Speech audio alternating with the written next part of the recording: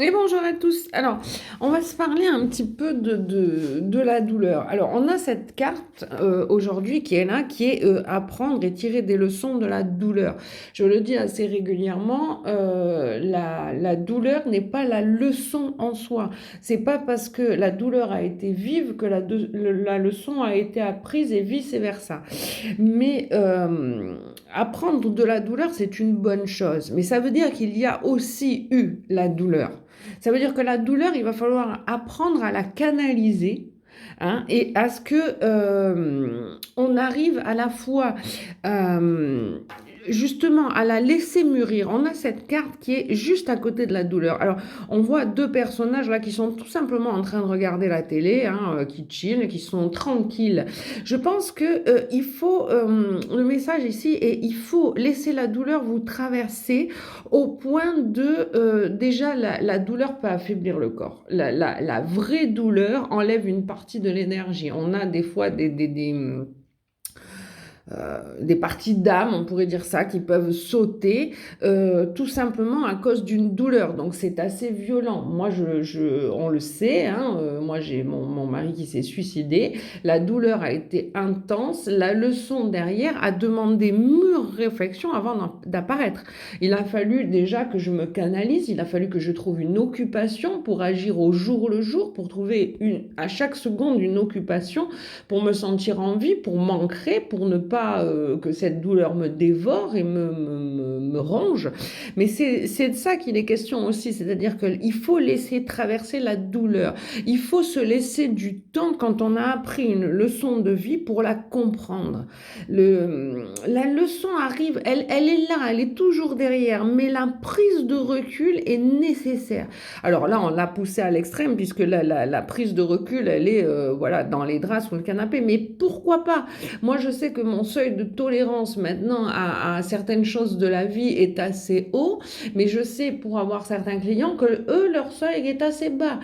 Tout dépend aussi alors, je ne vais pas rentrer dans tout parce que ce serait bien trop long, mais chaque personne a son seuil de tolérance, on va pouvoir le dire comme ça, suivant déjà de quel signe il est, s'il est une vieille âme, une jeune âme, combien de vie il en est, etc. Mais cette carte nous dit aussi ne fermez pas la porte à partager votre douleur. Et c'est d'ailleurs, moi, Martine et les guides, c'est d'ailleurs ça aussi qu'ils encouragent à faire. C'est pour ça que je vous tiens ce petit TikTok ou YouTube. Non pas parce que je gagne de l'argent, je gagne rien, mais pour essayer de vous expliquer au mieux, partager au mieux ces leçons de vie. Elles sont très importantes. Quand vous apprenez quelque chose, on apprend de la douleur.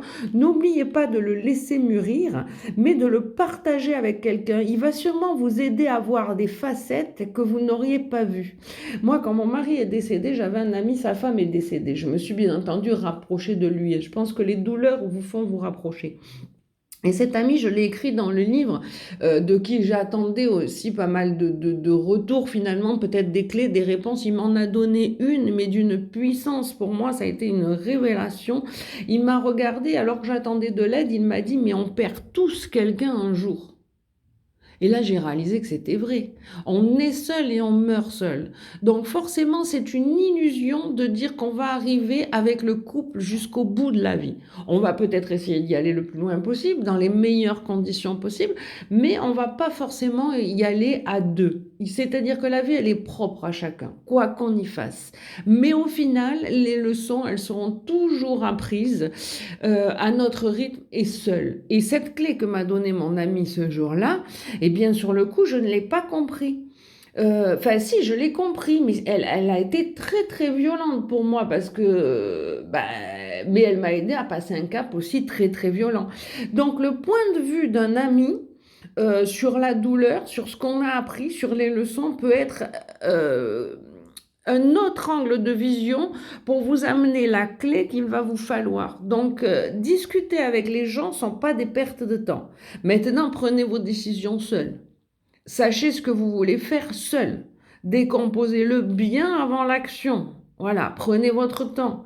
Si on vous cherche, si on vous crée des noises, mettez un temps de silence. Mettez un temps. Moi, souvent de fois, j'ai eu rêvé que la réponse se trouve dans le ralentissement.